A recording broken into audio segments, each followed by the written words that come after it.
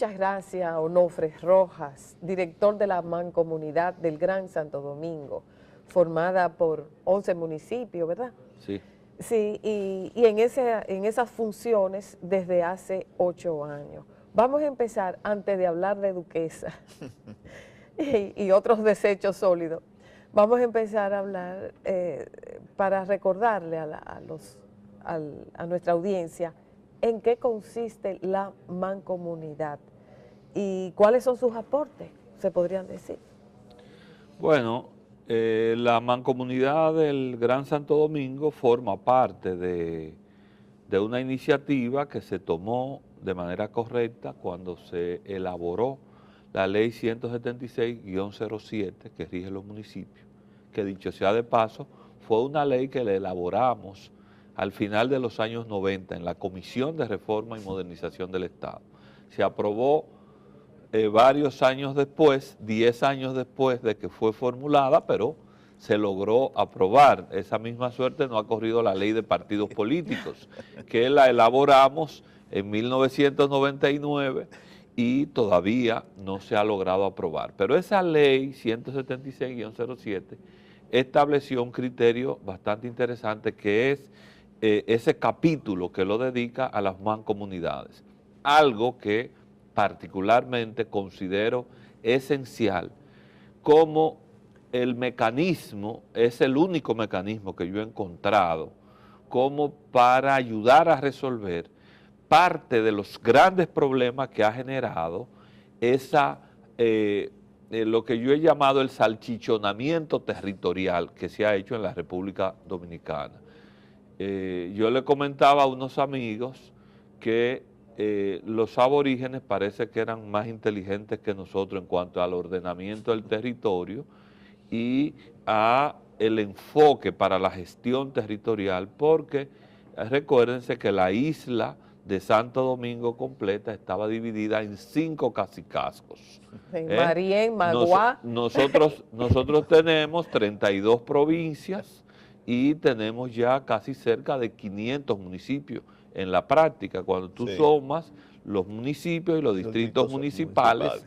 Entonces, bueno, evidentemente... O sea, una fragmentación que ha Sí, sido sí, hay gente que ha incluso hecho esto en nombre de la descentralización, pero efectivamente no tiene nada que ver con la descentralización el hecho de la división de los territorios. Tendría que ver con la apetencia de poder. Bueno, sí, o sea, hay... Y de la licencia para asaltar. Pero es que se ha llevado... Porque tienen que dar permiso, Se ha llevado una creencia a la población de que en la medida en que el territorio aumenta de categoría en términos de la nomenclatura y institucionalmente, que eso automáticamente se va a traducir en un beneficio para el territorio. Y no necesariamente es así, sino que la multiplicación muchas veces de las administraciones más bien trae un recorte en la posibilidad de las inversiones, que de por sí son muy escasas, y quiero recalcar este tema. Nosotros, mientras no asumamos el proyecto originario de esta nación, que era un proyecto municipalista, Juan Pablo Duarte tenía muy clara la idea de que el municipio es la base de una democracia efectiva y por eso consagró en su proyecto constitucional el cuarto poder del Estado, el poder municipal, que cuando usted se va efectivamente al elemento esencial de una democracia, que es, digamos, la voluntad popular, la expresión popular expresada en las urnas. Usted tiene elección de un Congreso de la República, senadores y diputados, usted tiene la elección de un poder ejecutivo, que se encarna en la figura del presidente, que después distribuye en base a los ministerios, pero usted tiene entonces una elección popular de las alcaldías. yo he hecho esta reflexión, calculé el número de autoridades electas en el 2016 como se hicieron las elecciones conjuntas y eso da cuenta de que el 94,6% de las autoridades electas en 2016 son autoridades municipales. Entonces, yo quiero que alguien me explique cómo el 94,6% gestiona apenas el 3% del presupuesto nacional, cuando es la autoridad más cercana al ciudadano. Definitivamente, en la medida en que nosotros no resolvamos una situación tan esencial como esta, es decir, no podemos hablar realmente de que estamos dándole curso a lo que es una parte esencial de nuestra democracia, que debe ser realmente tener un efectivo poder municipal. Sin embargo, Onofre, rescatar esa dimensión del poder local choca con un Estado unitario y centralizador, donde la figura del presidente es prácticamente un zar. Como si no hay reformas políticas fundamentales, es muy difícil que pueda haber un cultivo de ese cuarto poder. Bueno, el tema es que efectivamente tenemos una realidad y esa realidad evidentemente sí hay que transformarla y en esto, o sea, hay que lograr transformaciones institucionales, pero para mí siempre el gran concepto de la reforma, o sea, es la reforma cultural, la reforma de la mentalidad. Porque si el liderazgo político incluso, que es quien tiene por esencia en una sociedad digamos, las prerrogativas de ser como los entes que conducen la sociedad, para eso se crean los partidos políticos y los partidos políticos siempre en las democracias se entienden como esa intermediación, esa representación política de la sociedad en el Estado. Entonces, tiene que haber una transformación profunda de la mentalidad política para entender cosas que son fundamentales. Por ejemplo, tomando un caso que yo sé que a usted le interesa, lo de Duquesa. Óyeme, hay una alarma, y es verdad, y es correcta, una alarma con lo que se ha armado de la humareda, etcétera, etcétera. Es verdad, eso es importante.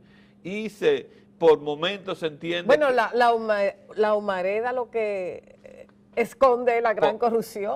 Sí, pero te voy a decir... Todo lo que hay detrás. Pero se ha entendido en un momento determinado, y cuando yo veo la reacción, que es correcta, que es verdad, como que llegamos al máximo del problema fundamental de la salud pública de los dominicanos ahora, porque hay una humareda en Duquesa.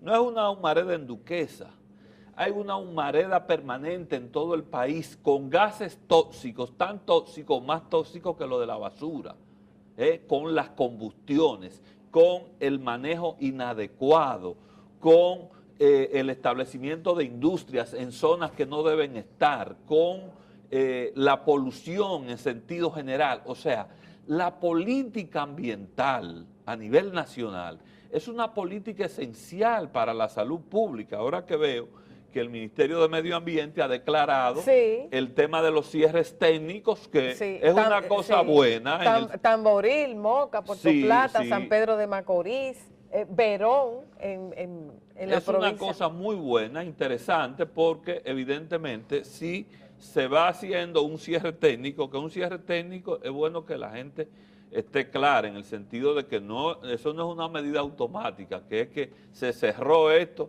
y comienza una cosa nueva. No, es un proceso de trabajo hacia mejorar, por un lado, la propia gestión del lugar y técnicamente ir creando las condiciones para ir haciendo un cierre paulatino y eso hacer una transición a lo que debería ser un lugar más adecuado y todavía mejor manejado. Ahora bien, pero la pregunta es, ¿y a dónde van esos desechos? Pero mientras tanto. Se van manejando. Se van manejando. Se van manejando en el lugar. Que no es que que se va a cerrar, que ya no se puede depositar basura. No, al contrario, implica un compromiso de un mejor manejo e implica ir creando las condiciones precisamente para en un momento determinado cerrarlo definitivamente. Si pero me permiten, para ilustración de nuestro y también de la ciudadanía, la diferencia entre un vertedero y un relleno sanitario. No, es del cielo a la tierra, porque un vertedero es un lugar que se maneja a cielo abierto con una serie de controles básicos, pero muy elementales. Un relleno sanitario implica un trabajo bien organizado, un trabajo preparado. Ese lugar tiene que contar con un conjunto de celdas que se preparan adecuadamente para ir depositando los desechos sólidos. Esos desechos sólidos, por eso se llama un relleno sanitario, hay toda una serie de capas especiales de terreno que se le van colocando y precisamente si, por ejemplo, si Duquesa estuviese siendo manejado como un relleno sanitario, muy difícilmente, sea accidental o sea porque hayan manos interviniendo, muy difícilmente se puede producir el fuego que se produjo. O sea, esto de los fuegos en los vertederos tiene que ver con el hecho de que son muy mal manejados. ¿En qué va a quedar? Y entonces lo que quiero decir es que el relleno sanitario incluso, o sea, ha sido la tecnología por excelencia históricamente.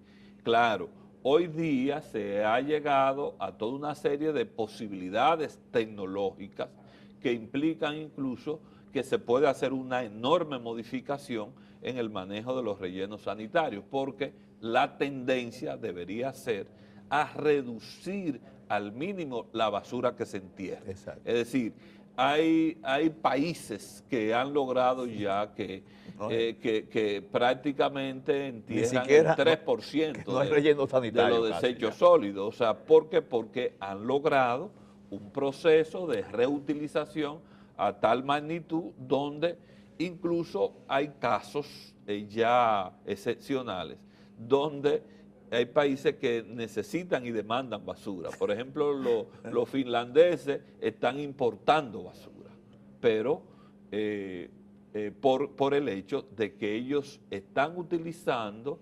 los desechos para producir calefacción. Exacto. Entonces, ellos se preparan para los inviernos y tienen que tener las condiciones necesarias para eso, y para eso necesitan basura que ya no logran producirla ellos mismos, naturalmente. O sea, estamos hablando, señores, de sociedades altamente avanzadas. Cuando yo le comentaba a alguien, cuando yo dirigí la Comisión de Reforma y Modernización del Estado, y recuerdo que trajimos una misión de noruegos y los noruegos, no lograba verlo tan claramente como ya en 1997, hacía rato que ellos tenían digitalizado todo y tenían los pagos de todos los servicios vía internet. Estaba comenzando el internet y ya los noruegos tenían todas las finanzas públicas estaban puestas en los portales ya en 1997. O sea, son sociedades con un nivel de avance y un nivel cultural que necesariamente es bueno que tengamos siempre también los pies sobre la tierra, que mucha gente a veces quiere que una sociedad pueda dar un salto. Las sociedades, sociedades deben y pueden dar saltos, sí, pero aquí en República Dominicana... Pero necesariamente, no, es que esto implica trabajo. Por ejemplo, con lo de la basura. No, pero lo que iba, óyeme, por donde iba era que estamos hablando de los cambios culturales. Sin embargo, el dominicano quiere tener el teléfono, el último teléfono de la última tecnología. Es algo normal, entre comillas. Sí, en la sociedad dominicana. El último carro, la última computadora. La gente quiere andar a la última moda, compitiendo con las capitales de la moda. Entonces, por ejemplo, no se escucha. Bueno, ahora en primera página, en algunos diarios, en Diario Libre, por ejemplo, están resaltando la medida de medio ambiente con el cierre técnico de algunos vertederos del municipio y se está diciendo que la finalidad, que el propósito es que se llegue al reciclaje. Claro. Entonces, no es secreto para nadie y existen en el país varios proyectos de convertir, o sea, de que es posible que las comunidades se beneficien con la basura que producen. Que sí. Entonces, pero la mancomunidad no se percibe que sea una preocupación de obligar y educar al mismo tiempo al ciudadano, a los municipios, para que empiecen a clasificar la basura, para que se empiece, si somos una isla y tenemos que cuidar el medio ambiente, esa es una de las pocas vías todo que lo tenemos. contrario, desde la mancomunidad hace rato que venimos abogando por esto. Claro, no es función de la mancomunidad como tal ser el ente que, digamos, aplique eso. O sea, esto se aplica porque para eso están precisamente organizados los municipios. La aplicación concreta a nivel de la población siempre es en base a la autoridad territorial. Y ahí vuelvo al tema de la cultura y vuelvo al tema de la necesidad de reformas importantes. Fíjate, esa medida, por ejemplo, del Ministerio de Medio Ambiente, importantísima, vuelvo y lo resalto, pero para nosotros tener una política mucho más clara de residuos sólidos a nivel nacional, o sea, tenemos que profundizar los cambios institucionales. El mismo Ministerio de Medio Ambiente, ya después de empoderado, hay un elemento que debería tener dentro de sí, que pudiera ser un ente como parte del ministerio, que lo planteamos desde la Comisión de Reforma y Modernización del Estado, que es la necesidad de tener una autoridad nacional de residuos sólidos. O sea, el país necesita tener un ente especializado, dedicado exclusivamente a orientar toda la política nacional de residuos sólidos. Gracias. Y mantener las políticas regulatorias. Y volviendo a la necesidad de la transformación en la municipalidad, la ley plantea en la municipalidad la creación de lo que se llaman las UGAN, Unidades de Gestión Ambiental Municipal. Existen muchas UGAN en el país, pero ve a buscarla. Se trata de una persona que la designan como director de la unidad de gestión ambiental, pero no tiene ningún instrumento. Y ahí volvemos a lo mismo. O sea, las políticas ambientales, y por eso resaltaba, lo relaciono con la salud pública, porque la salud pública siempre es mi preocupación y la verdad es mi formación real, más que cualquier otra cosa. Y no hay, señores, una política más importante en materia de salud pública que las políticas ambientales. Es esencial la relación entre ambiente y salud. Acá todavía seguimos pensando que vamos a resolver los problemas de la salud pública en base a dedicar casi todo el presupuesto nacional en hospitales. Los hospitales, los centros de atención, lo que forman parte es de la tercera línea de acción en salud que se llama atención médica.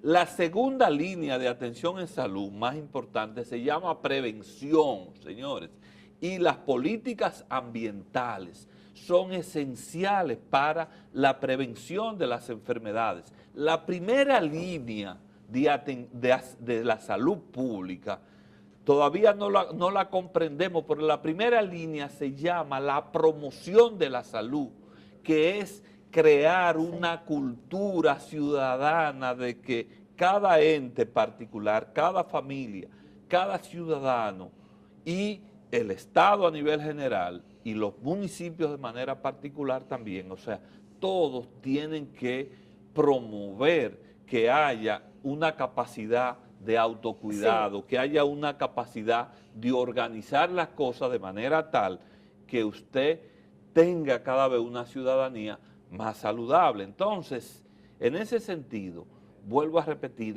por ejemplo, ahora que se inicia estos cierres técnicos, esto, fundamental realmente, hay que instaurar de manera permanente esa autoridad de residuos sólidos y hay que fortalecer esas unidades de gestión Rafael a nivel de tiene una pregunta, de los municipios. Y ya el tiempo se termina y yo también tengo otra. El tiempo ya? Sí, pero Rafael pena. Toribio tiene una pregunta y yo otra. No se puede ir sin decirnos en qué va a quedar Duquesa. Bueno. ¿Cuál es el estatus? ¿Qué podemos esperar? Rápidamente. No, el estatus de Duquesa es, recuerden la sentencia del Tribunal Superior Administrativo. Hay una comisión tripartita que está manejando provisionalmente ese destino final y esa es la que tiene ahora la facultad de ir haciendo esa administración y entonces con esta decisión del cierre técnico, esto implica todo un conjunto de mejoras que ya de hecho estaban previstas y al mismo tiempo se está en este instante en un proceso en el cual hay una solicitud ya formal del gobierno, tanto a la JICA como al Banco Interamericano de Desarrollo, para hacer una actualización del plan maestro de residuos sólidos del Gran Santo Domingo, que implica ese plan. Entonces, necesariamente implicará contribuir a la parte del cierre técnico de Duquesa y crear las condiciones para que haya un destino final definitivo para, qué sé yo, los próximos 30 años en el Gran Santo Domingo. Bien, si puede brevemente, porque ya terminamos. La mayoría de la población cree o percibe que la función fundamental de un ayuntamiento es recoger basura. ¿Cuáles son otros servicios importantes que debe asumir un municipio?